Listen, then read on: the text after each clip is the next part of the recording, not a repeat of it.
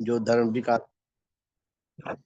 धर्म विकासालय के जो सत्र चला करते थे, उनमें कुछ दिन फ्री छोड़ा करते थे कि जो भी शिक्षार्थी हैं वो लोगों में जाके भगवान की शिक्षा के व्यवहारिक रूप में जाकर उनकी सेवा करें, और फिर वो अपनी रिपोर्ट लेकर आए। 10 दिन 15 दिन जितने दिन वो फ्री छोड़ते थे, भी आप कहाँ कहाँ गए, आपने क्या क्या हित का काम किया।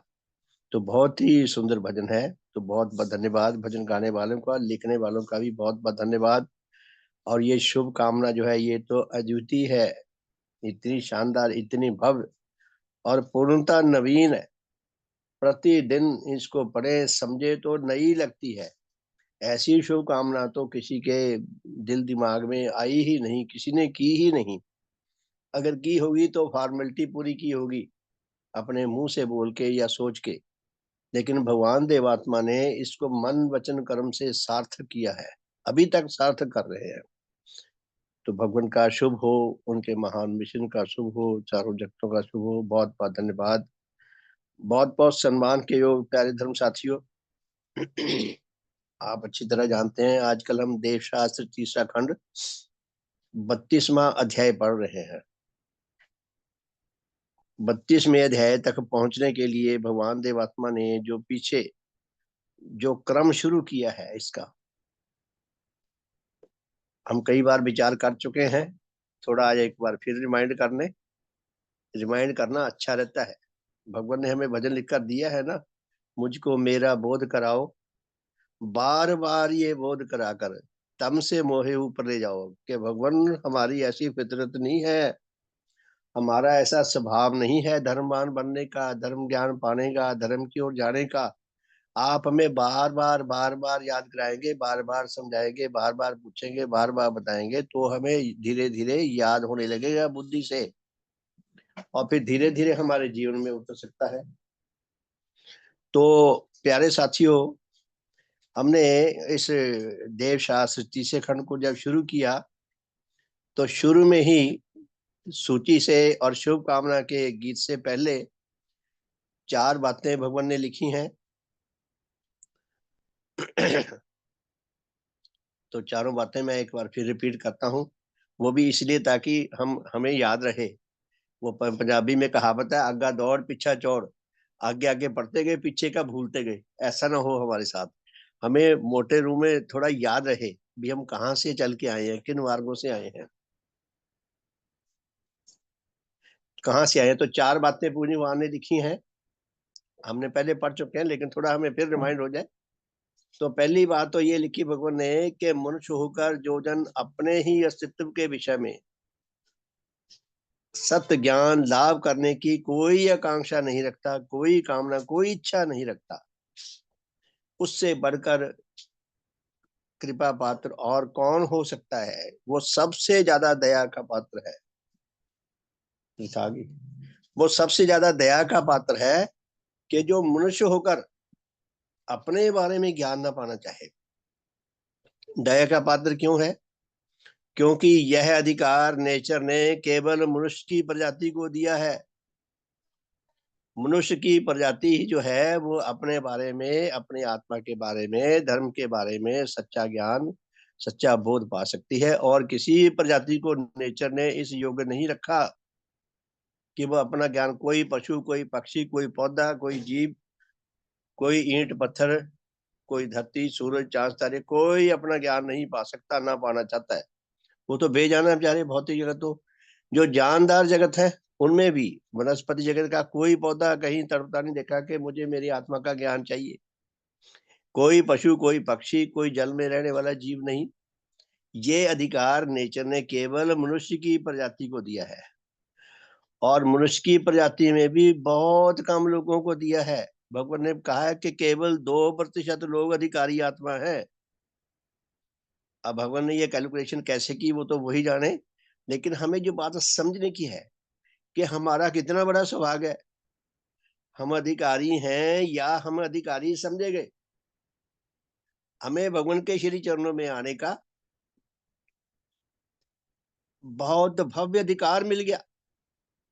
और कमाल की बात है, हमें शिक्षा कुछ ना कुछ समझ भी आ रही है। हम अनाधिकारी नहीं है। हमें कुछ ना कुछ शिक्षा अच्छी भी लगती है, कुछ ना कुछ शिक्षा हमने आत्मसात करके हम जी भी रहे हैं। तो इसलिए भगवान ने जो पहली बात लिखी है उससे तो हम बाहर है, कि भगवान कहते हैं जो अपने बारे में कुछ नहीं जानना चाहता वो बहुत ही दया का पात्र है। यानी कि बेचारा इतना निकृष्ट है कि दया को भी उसके ऊपर दया नहीं आएगी। दूसरी बात पूर्णिमा भगवान ने लिखी है कि मनुष्य होकर किसी जन के लिए अपने अस्तित्व का ज्ञान पाना। अस्तित्व में तो बहुत कुछ है, विशेषकर अपने आत्मिक जीवन का, अपने आत्मा का ज्ञान पाना, उसके लिए आकांक्षी होना, इससे बढ़कर उसका कोई अधिकार नहीं।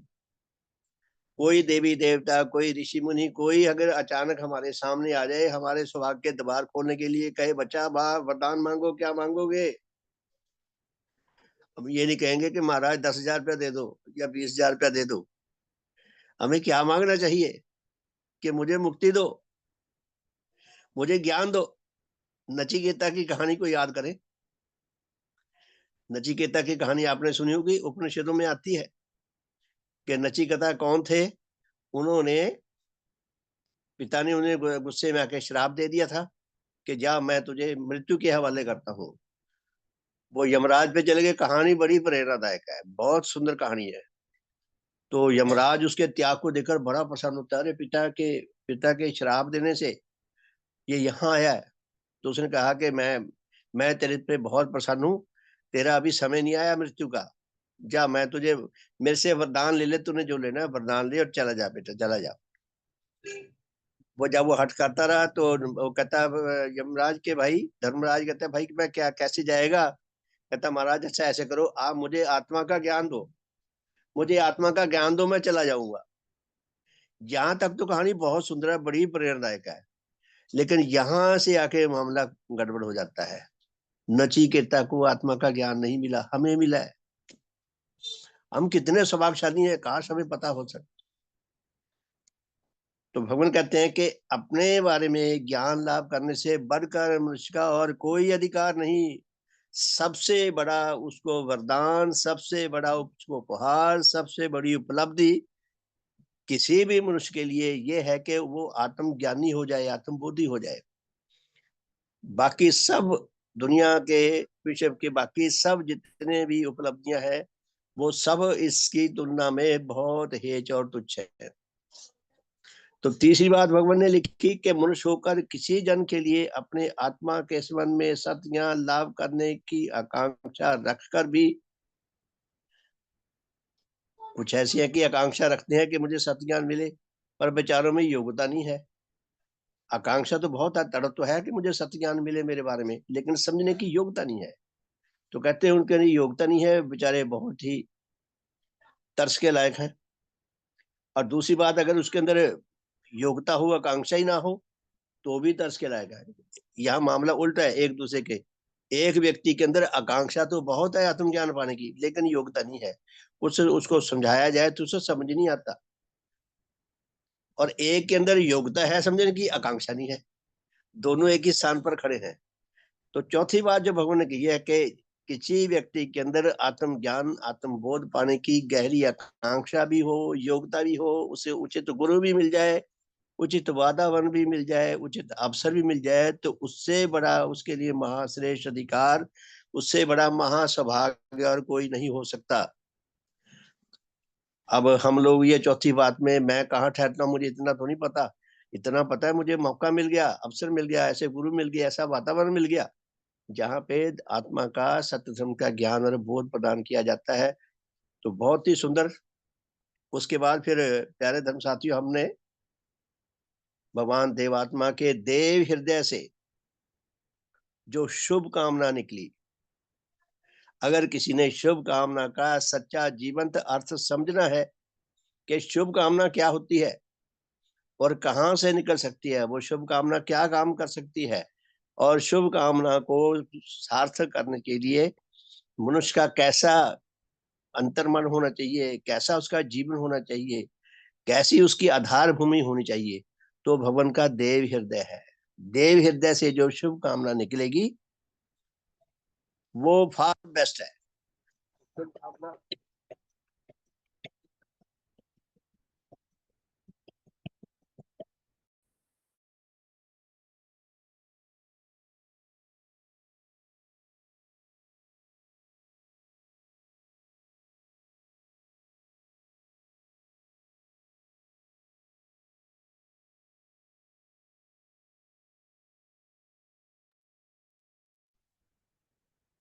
तो बहुत बहुत सम्मान की हो प्यारे धर्म साथियों। अभी हमने शुभ कामना का गीत सुना, मंथन किया करें।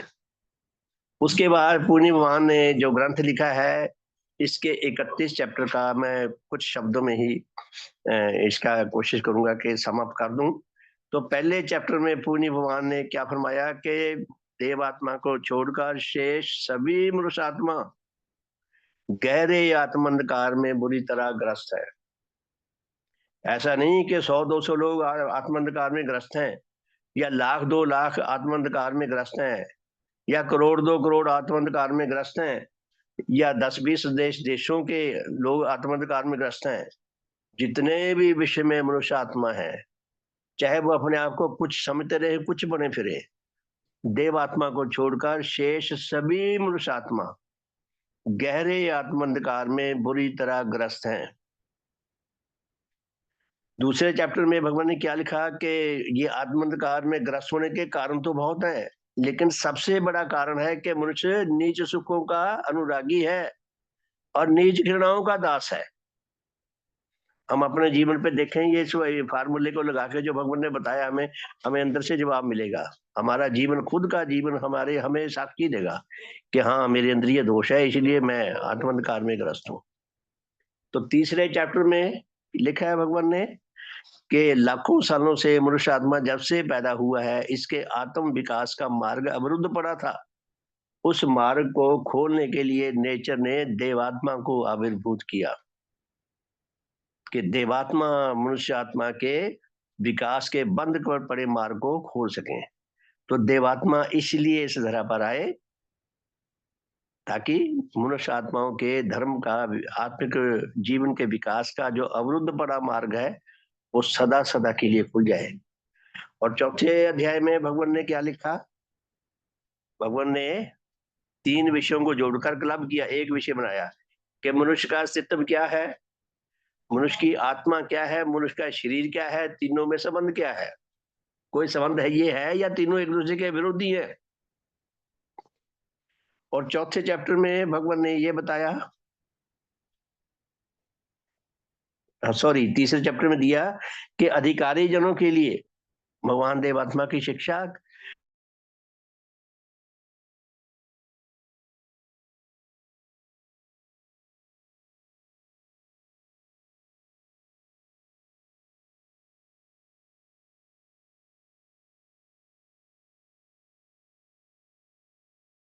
मनुष्य के स्थूल शरीर को कौन बनाता है? मनुष्य की आत्मा बनाती है। हम देखें, जितने भी नगर हैं, गांव हैं, जितने भी घर हैं, ये मिस्त्रियों के, मजदूरों के बनाए हुए हैं, बनाए किसी और ने, रह रहे हैं हम। लेकिन हमारा स्थूल शरीर सभी जीवों का स्थूल शरीर, उसके साथ अनोखी बात है कि प्रत्येक जीव की आत्मा ने, उसकी जीवनी शक्ति ने उसके रहने के लिए शरीर बनाया, स्थूल शरीर बनाया। माता के घर में प्रत्येक जीव की जीवनी शक्ति अपने लिए शरीर का निर्माण करती है, तो उसमें रहती है और जिंदा रहती है। ये बिल्कुल अलग बात है। उसके बाद फिर आता है छठा चैप्टर कि आत्मा के संबंध में इतनी अद्वितीय सत्य शिक्षा वर्तमान है, फिर भी आत्मा के संबंध में मिथ्या बातें कहां से आ गई? कितनी मिथ्या धारणाएं बनी हुई हैं, कितनी मिथ्या का, झूठ का प्रचार है, कितनी अज्ञानता का प्रचार है। ये कहां से आ गया? जब सच्ची बातें थी, मिथ्या क्यों आ गई? हम सब पढ़ चुके हैं। 7वें अध्याय में है कि मनुष्य की आत्मा की गठन क्या है, इसका मैकेनिज्म क्या है, इसका मॉडल क्या है। हर स्थूल आकार का एक मॉडल होता है, तो इसका भी एक मॉडल है। तो वो मॉडल की शिक्षा दी पूर्णिमा ने। 8वें अध्याय में दिया है कि मनुष्य आत्मा में ज्ञान उत्पादक नाना प्रकार की मानसिक शक्तियां क्या हैं। ये ज्ञान उत्पादक मानसिक शक्तियों के माध्यम से ही आत्मा को ज्ञान मिलता है। अगर किसी के अंदर ज्ञान उत्पादक, ज्ञानदायक जो शक्तियां हैं, उनमें से कोई शक्ति ना हो या दुर्बल हो, तो उस विषय में उस आत्मा के पास वो ज्ञान नहीं रहता या कम होता है। 9वें चैप्टर में मनुष्य में नाना प्रकार के सुख दुख विषयक बोध और उसमें नाना प्रकार के सुखों के लिए आकर्षण और दुखों के लिए घृणा भाव, ये कहाँ से आए? सुख दुख के बोध कहाँ से आए? सुख दुख के अनुराग कहाँ से आया? सुख के प्रति गहरा आकर्षण और दुख के प्रति घृणा कहाँ से आई?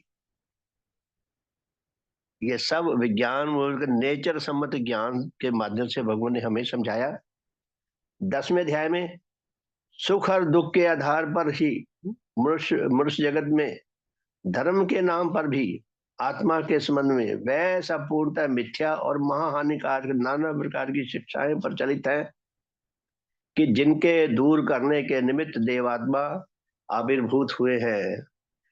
मनुष्यों ने जितने भी मतों में, जितने भी मजहबों में, जितने भी तथाकथित धर्मों की शिक्षा है, उस सारी शिक्षा का मूल जो स्रोत है वो मनुष्य के सुख अनुराग है और दुखों से घृणा है। प्रत्येक मत सुख के प्रति लालच दिखाता है और दुख के प्रति डर पैदा करता है, वो भी खाली शब्दों में, वास्तव में नहीं देता। तो सुख दुख के आधार पर सारे धर्मों की, तथा कथित धर्मों की शिक्षा है। एक भी ऐसा नहीं जो इस फील्ड से बाहर चला गया हो। सिर्फ एक मत है जो इस फील्ड से बाहर है, वो है देव धर्म, जो भगवान ने बनाया है। भगवान के धर्म की शिक्षा जो है वो सुख दुख के आधार पर नहीं है। भगवान की शिक्षा सत्य और शुभ के आधार पर है। जमीन आसमान का, आकाश पाताल का अंतर है सारे धर्मों की और देव धर्म की शिक्षा में। उसके बाद 11वें चैप्टर में मनुष्य जगत में भिन्न भिन्न प्रकार के सुख अनुराग, तो 11वें चैप्टर में बताया कि कितने ही प्रकार के सुख अनुराग हैं, उनको श्रेणीबद्ध करके अलग अलग श्रेणियों में भगवान ने समझाया हमें कि कितने प्रकार के सुख अनुराग हैं। तो ये सुख अनुराग जो है भगवान ने 11वें से लेकर 17वें चैप्टर तक उनकी व्याख्या की है। फिर 18वें चैप्टर में लिखा है मनुष्यात्मा में मिथ्या विश्वास संबंधी नाना सुख अनुराग, 18वें चैप्टर में, कि मिथ्या विश्वास भी को अपनाकर भी मनुष्य को सुख मिलता है। और 19वें चैप्टर में मनुष्य में उच्च व सात्विक सुख अनुराग। हम धर्म में आते हैं, हम शिक्षा सुनते हैं, सुनाते हैं, हमें सुख मिलता है सुनने में। अगर हमें सुख ना मिले, हम यहाँ बैठना भी बंद कर दें, साधनों में आना ही बंद कर देंगे। हम सुख के दास हैं, हम सुखों से बाहर नहीं निकल सकते। तो भगवान कहते हैं कि ये जो है उन्हें कौन सा चैप्टर दिया, 19वां, के सात्विक सुख अनुराग है। ये हमें धर्म की शिक्षा अच्छी लगती है, हमें सुख मिलता है उसको सुनकर, सुनाकर, दूसरों को बताकर, आत्मसात करके, उसके अनुसार कुछ ना कुछ चिंताएं और गतियां करके हमें सुख मिलता है। इसलिए हम इस शिक्षा से जुड़े हो रहे हैं। यदि हमें सुख मिलना बंद हो जाए तो हम जुड़े नहीं रह सकते। लेकिन भगवान देवात्मा हर प्रकार का कष्ट सहा, हर प्रकार की परीक्षा दी देवात्मा ने, आज तक भी दे रहे हैं, लेकिन तिल भर भी इधर से उधर नहीं हुए। भगवान ये नहीं कहा कि जाओ मैं छोड़ता हूं तुम्हें सबको, मुझे क्या लेना है, कोई मरे कोई जिए ना। भगवान सत्तर शुभ के आधार पर जुड़े हुए हैं। अगर भगवान की जगह मैं होता, आप होते, हम कब का छोड़ के भाग जाते कि भाई ये सुधरने वाले नहीं है, माफ करो भाई, मैंने अपना दिमाग खराब नहीं करना इनके पीछे जाके। ये भगवान ही है जो सत्तर शुभ ने इनको लगा रखा है। तो ये बताया है कि 19वें चैप्टर में कि सात्विक सुख अनुराग जो है तो ये भी सुख अनुराग, लेकिन ये बाकियों के तुलना में इसका परिणाम शुभ के आधार पड़ता है। जितना हमें भगवान की शिक्षा में सुख मिलेगा, इसको सुनने में, सुनाने में, समझने में, अपने जीवन में उतारने में, इसके अनुसार जीवन जीने में जितना हमें अधिक से अधिक सुख मिलेगा, उतना हमारे भावों की तृप्ति भी होगी, हमें आनंद भी आएगा, हमारा शुभ भी होगा, हमारे द्वारा औरों का भी शुभ होगा। उसके बाद आता है 20वां चैप्टर। ये भी निराले प्रकार का सुख अनुराग है। 20वें चैप्टर में क्या देते हैं भगवान के मनुष्य आत्मा की गठन में सुख जात कई प्रकार के नीच घृणा भाव। कई मनुष्यों को नीच घृणा को पालने में सुख मिलता है, इसलिए वो सुख पाने के लिए घृणा करते हैं। कहते मैं घृणा छोड़ ही नहीं सकता, मैं जीऊंगा कैसे अगर मैं घृणा नहीं करूंगा। जैसे किसी के कोई जख्म हो जाए, वो सहलाता रहता है, सहलाने में उसे आनंद आता है। जख्म हरा रहता है, ठीक नहीं होने में आता है, वो सहलाता रहता है, उसे आनंद आता है। तो नीच घृणा में भी उसे सुख मिलता है। वो कहता है मैंने करनी है, पता है उसके भी हानिकारक, फिर भी कर, क्योंकि सुख मिल रहा है। तो ये भी बड़ा विनाशकारी सुख है। उसके बाद आता है 21वां चैप्टर। 21वें चैप्टर में बताया कि भगवान ने कि ये सुख और रागों के आधार पर जो जीवन जी रहा है मनुष्य, इसकी आत्मा का पतन हो रहा है। ये जो जितने चैप्टर पीछे आ गए, 20 चैप्टर, 21 चैप्टर, 20 चैप्टर, उनमें जो कुछ कहा है वो मनुष्य की आत्मा के पतन को, उसको आत्मिक मृत्यु की ओर ले जा रहे हैं। ये हमें उन्होंने कड़वा सत्य दिखाया है। और फिर 22वें चैप्टर में मनुष्य जगत में विविध प्रकार की मिथ्याओं और उन मिथ्याओं के द्वारा मनुष्यों का आत्मिक पतन, ये तो सुख और रागों का था। फिर मिथ्या ये अलग प्रकार की बीमारी है, मिथ्याओं से भी हमारी आत्मा का पतन होता है। ये जो था 21वां चैप्टर, ये सुख और रागों से पतन हुआ है। 22वें चैप्टर में अध्याय में भगवान बताते हैं कि मिथ्याओं से भी, मिथ्यानुरागी होकर भी मनुष्य के आत्मा का पतन होता है। ये नई प्रकार की बीमारी है। और 23वें चैप्टर में भगवान लिखते हैं कि मनुष्य जगत में अन्याय व अपहरण मूलक चिंताएं और क्रियाएं और उनके द्वारा मनुष्यों का आत्मिक पतन। मनुष्य जगत में अन्याय बहुत है, अपहरण मूलक पाप कर्म बहुत है, नीच चिंताएं बहुत है, नीच क्रियाएं बहुत है, उनके कारण भी मनुष्य आत्माओं का पतन होता है। अब आप देखिए 3 प्रकार के पतन आ गए, नीच सुख रागी से पतन, उसके बाद नीच घृणा से पतन, और तीसरा जो है अपहरण मूलक चिंताओं गतियों से। ये अलग प्रकार की बीमारी है, इनसे भी पतन होता है। 24वें चैप्टर में भगवान ने बताया है कि मनुष्य आत्मा के पतन के लक्षण क्या है। सिम्टम बताते हैं कि इस व्यक्ति को ये बीमारी है, ये इस बीमारी से ग्रस्त है। तो सिम्टम बताए हैं, लक्षण बताए हैं कि जिसकी आत्मा पतित होगी उसके उसके पतन के लक्षण दिखाई देंगे।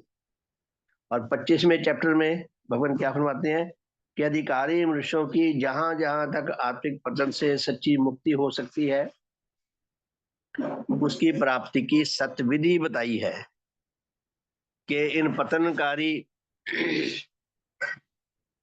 पतनकारी विकारों से मनुष्य आत्मा की, अधिकारी मनुष्य आत्माओं की मुक्ति कैसे हो सकती है, सच्ची मोक्ष कैसे हो सकती है, उसकी विधि बताई है भगवान ने। उसके बाद आ गया 26वां अध्याय कि मनुष्य के आत्मा में उच्च जीवन के विकास की सत्य विधि क्या है, कि मनुष्य की आत्मा का उच्च विकास कैसे हो सकता है, उसकी डेफिनेशन दी है भगवान ने। 27वें चैप्टर में मनुष्य के देवात्मा के साथ आत्मिक संबंध स्थापन करने की सत्य विधि क्या है, किस विधि से भगवान देवात्मा के साथ आत्मिक संबंध स्थापन किया जा सकता है। 28वें अध्याय में देवात्मा के देव रूप के संबंध में सत्य और अटल विश्वास विधि, ये डेफिनेशन दी है कि देवात्मा के प्रति अटल सत्य और अटल विश्वास विधि क्या की परिभाषा क्या है। उसके बाद फिर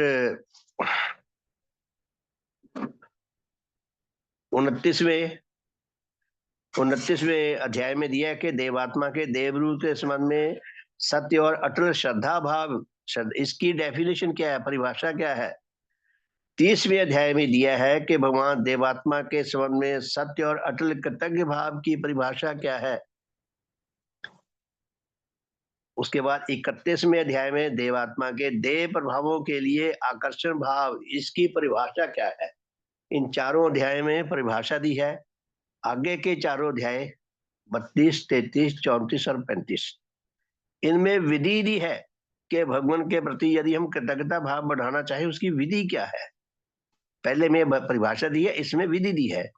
देवात्मा के प्रति श्रद्धा भाव बढ़ाना चाहे उसकी विधि क्या है, देवात्मा के प्रति आकर्षण भाव बढ़ाना चाहे उसकी विधि क्या है, भगवान देवात्मा के प्रति विश्वास भाव बढ़ाना चाहे उसकी विधि क्या है। तो 32वें चैप्टर तक हम आगे प्यारे धर्म साथियों। तो 32वें चैप्टर में भगवान ने 4 विधियां बताई हैं भगवान देवात्मा के देव रूप के प्रति हमारे अंदर विश्वास पैदा हो सके कि भगवान बिल्कुल सही है, और ऐसा विश्वास पैदा हो सके जो बहुत सशक्त हो, प्रबल हो, दृढ़ हो, अटल हो, जिस विश्वास को कोई ऐरा गैरा आके ऐरा गैरा क्या, बड़े से बड़ा कोई संसारिक व्यक्ति भी आके जो हिला ना सके। तो 4 विधियां बताई हैं। तो ये जो चारों विधियां हैं, प्रत्येक विधि के आगे सब पॉइंट्स हैं। तो पहली विधि जो हम पढ़ चुके हैं कि भगवान देवात्मा के देव रूप में देव तेज प्रस्फुटित एवं विकसित हुआ। देव तेज अर्थात धर्म बल, आध्यात्मिक बल पैदा हुआ। तो आध्यात्मिक बल पैदा होने से आगे फिर देव तेज की आगे जो भगवान ने बातें बताई हैं कि देव तेज के पैदा होकर इसकी 8 बातें बताई हैं। मैं तो सिर्फ संक्षेप में बताना चाहता हूं, जो मुझे तुझको थोड़ा सा समझाया कि भगवान देवात्मा में अगर देव तेज पैदा हुआ तब उनके अंदर देव घृणा पैदा हुई। देव घृणा किस विषय में पैदा हुई कि मिथ्या और अशुभ के प्रति भगवान देवात्मा में देव घृणा पैदा हुई। इसकी 8 पॉइंट हैं जो हम पढ़ चुके हैं इसी चैप्टर के। तो दूसरे 32वें चैप्टर के ये जो चौथा जो ये है अपना पहली विधि जो बताई है, उसमें भगवान के अंदर देव घृणा पैदा हुई। सॉरी, मैं भूल जाता हूँ। हाँ, चौथे मूल सत्य की उपलब्धि, भगवान देवात्मा के देव जीवन के विकास से अद्वितीय देव तेज का प्रकाश और विकास। भगवान देवात्मा में देव तेज पैदा होने से उनके अंदर देव घृणा पैदा हुई। और देव घृणा से उन्होंने क्या क्या काम किए, क्या क्या काम कर रहे हैं, हम पढ़ चुके हैं। आप फिर पढ़ सकते हैं।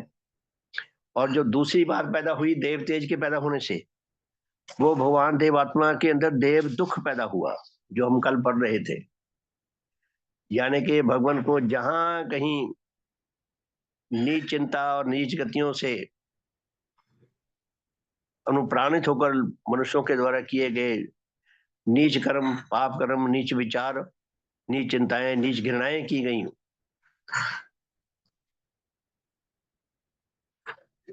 उनको लेकर भगवान को देव दुख पैदा होता था। जब किसी को वो देखते कि उसके आचार व्यवहार से भगवान समझ जाते थे कि इसके अंदर फलां चक्कर चल रहा है, तो भगवान को दुख होता था। अब हम देवात्मा तो है नहीं, हमारे अंदर तो बहुत कुछ है, भगवान में ये ऐसी चीजें नहीं है, फिर भी उनको देव दुख होता है।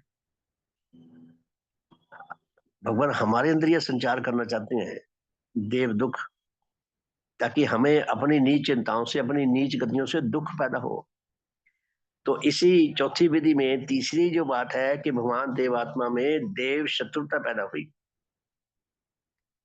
देव घृणा पैदा हुई, देव दुख पैदा हुआ, देव शत्रुता पैदा हुई। और इसी चौथी विधि का जो चौथा पॉइंट है कि भगवान देवात्मा में देव विश्वास पैदा हुआ। इसको जरा थोड़ा ध्यान से हम समझने का प्रयास करेंगे कि भगवान क्या कहना चाहते हैं।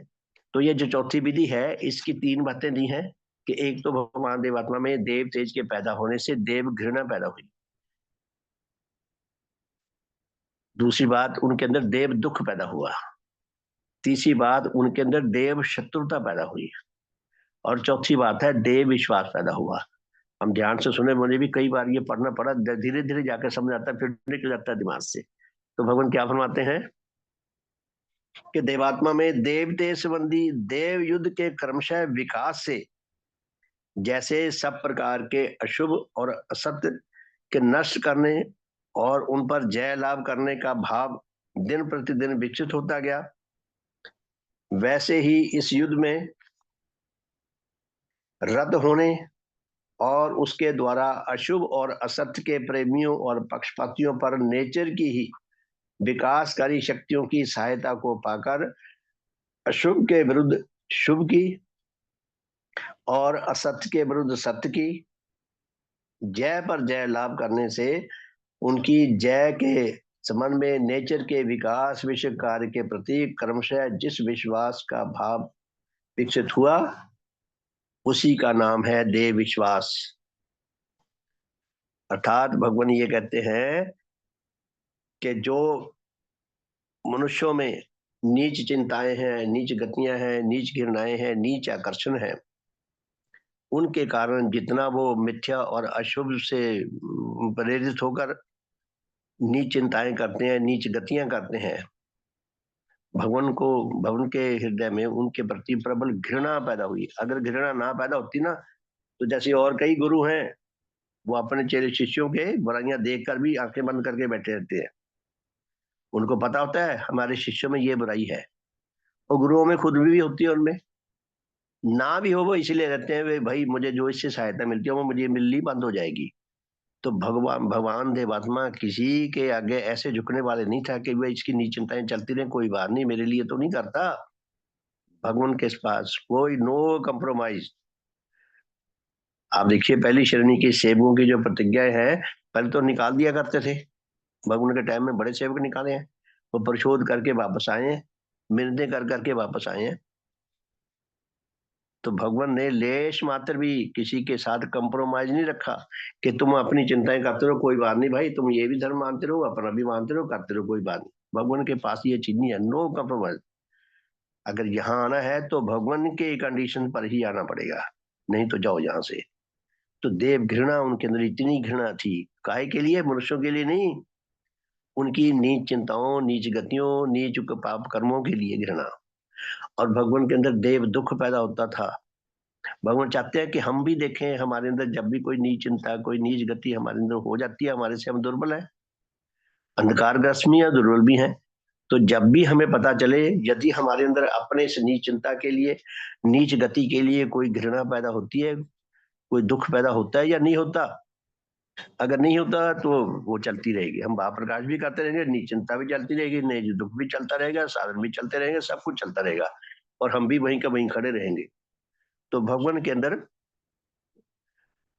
देव घृणा, और दूसरी बात देव दुख पैदा हुआ। जब तक किसी व्यक्ति में अपनी किसी नीच चिंता के लिए, नीच गति के लिए कोई घृणा ना पैदा हो, दुख ना पैदा हो, तब तक वो उसे त्याग ही नहीं सकता। और फिर भगवान देवात्मा तो डिटरमिन्ड थे, दृढ़ प्रतिज्ञ, कि उनके अंदर देव शत्रुता पैदा हुई है, कि इस नीचता का, बुराई का बीज नाश करके छोड़ना है। पुराने पाप कर्म भी उनके भी प्रशोध करा दिए पूज्य भगवान ने। जो ताजे पापों का प्रशोध नहीं करते लोग, ना किसी मत में ऐसी शिक्षा मिलती है, ना किसी को ऐसी प्रेरणा मिलती है, ना किसी को ऐसा वातावरण मिलता है, और ना ही किसी को ऐसा बल मिलता है, ना ही किसी को ऐसा दृष्टांत मिलता है कि फला फला लोगों ने भी प्रशोध करे, हमें ये प्रेरणा मिली है करने की। तो भगवान देवात्मा में गहरी शत्रुता, नीच चिंताओं के, नीच गतियों के लिए। भगवान हमारे शुभ के अनुरागी हैं, भगवान हमारे पाप कर्मों के अनुरागी नहीं है। हमारे पाप कर्मों के प्रति, हमारी नीच चिंताओं के प्रति भगवान देवात्मा में देव दुख पैदा होता है, देव घृणा पैदा होती है, देव शत्रुता रखते हैं। और ये चौथा पॉइंट में क्या है कि भगवान देवात्मा डिटरमिन्ड है। काहे के लिए डिटरमिन्ड है? देवात्मा इसलिए डिटरमिन्ड है, कहते मैं सत्तर शुभ का अनुरागी हूं, और नेचर का जो नियम है कि अंतिम जय सत्य की होती है, अंतिम जय शुभ की होती है। तुम्हें ये छोड़ना ही पड़ेगा, नहीं तो तुम मारे जाओगे। भगवान पे दोष नहीं आएगा कि जी उन्होंने हमें ठीक नहीं करा। भगवान कहते मैं तुम्हें बता रहा हूँ, तुम्हें दवाई दे रहा हूँ, तुम्हारे अंदर क्षमता ही नहीं है तो तुम मारे जाओगे। भगवान का कहने का अर्थ क्या है कि अंतिम जय जो है वो सत्य की होती है, शुभ की होती है। भगवान इसी विश्वास के आधार पर भगवान जो थे वो डटे रहते थे। तो लोग प्रशोध करते थे जिनके अंदर योग्यता होती थी। तो क्या दिया इसमें कि भगवान देवात्मा ने ये जो चौथा दिया कि उनके अंदर ये विश्वास है कि अगर कोई मनुष्य आत्मा भगवान को जितना अधिकार देगा उतना वो बुराइयों से मुक्त होता जाएगा। अगर हम भगवान के सामने अपने आप को बिल्कुल बेजान मट्टी की तरह समर्पित कर देंगे तो हम शुद्ध पवित्र हो जाएंगे, कि हमारी मैं नहीं चलेगी, आपकी चलेगी भगवान। तो क्या करते हैं, मैं पुनः पढ़ता हूँ, उन शब्दों को हम ध्यान से समझने की कोशिश करें कि भगवान देवात्मा शत्रु को नाश करके ही, हमारे अंदर से नीच जीवन खत्म करके ही हमें उच्च जीवन की ओर ले जाने के लिए कटिबद्ध हैं, दृढ़ प्रतिज्ञ हैं। तो क्या कहते हैं भगवान, देवात्मा में देवते संबंधी देव युद्ध के क्रमशः विकास से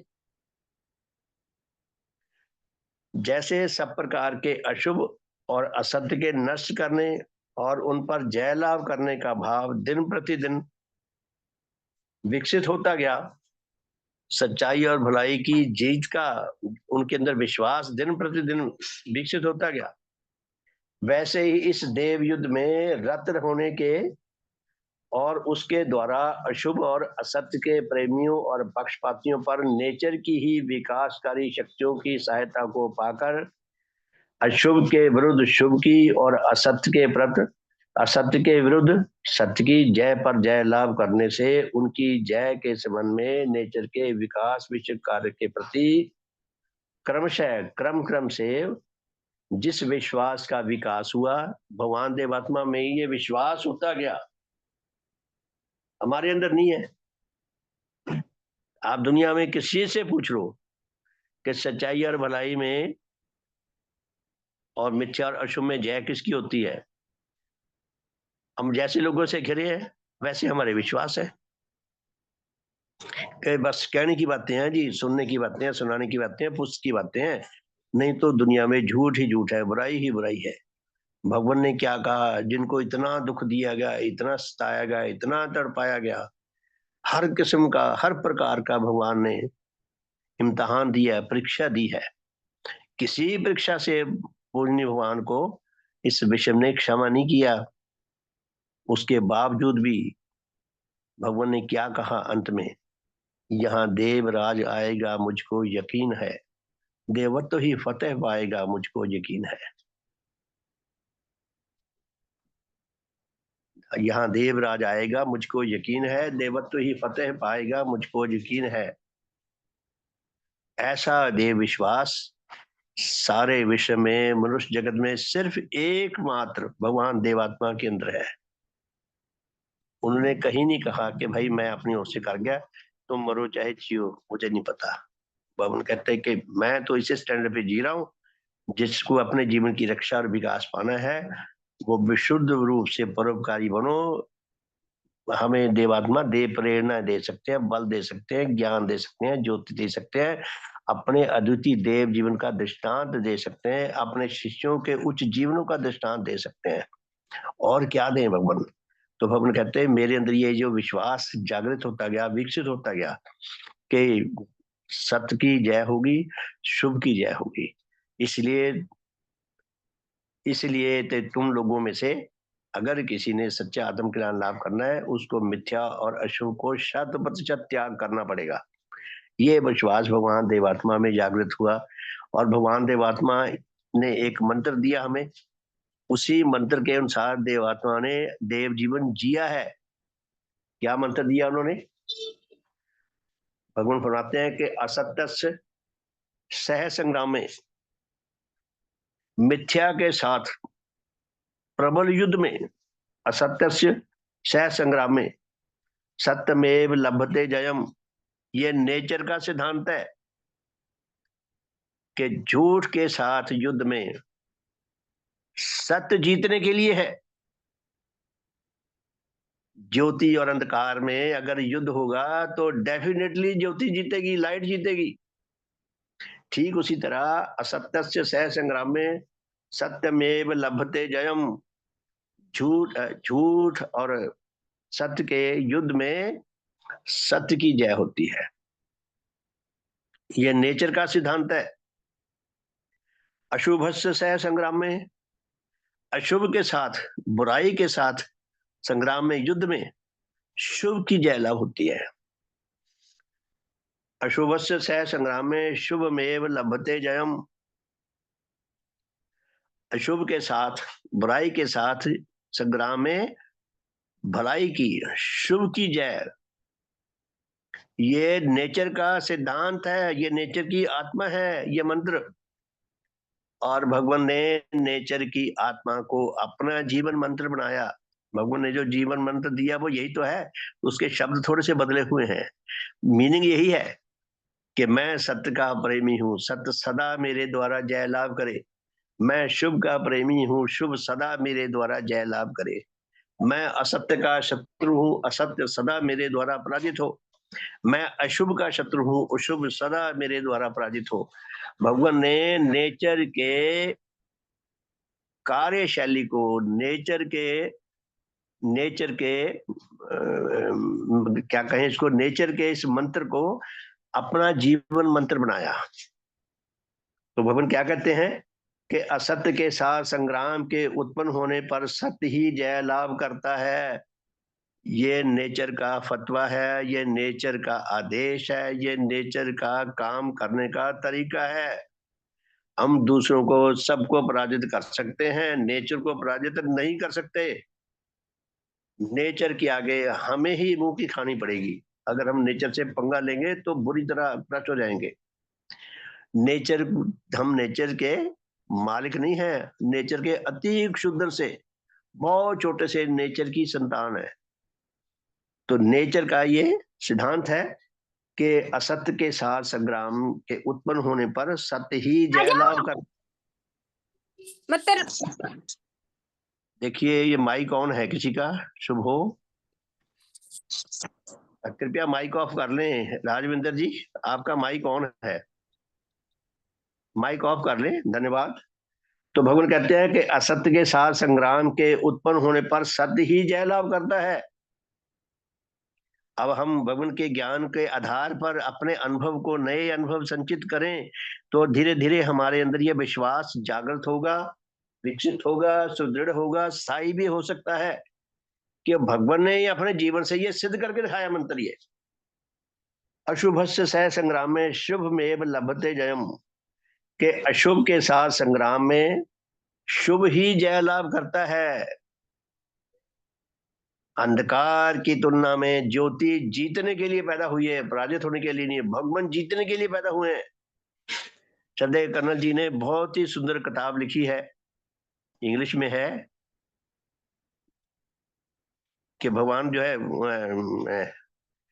born to live, born to win, कुछ उसका नाम कुछ और है पुस्तक का।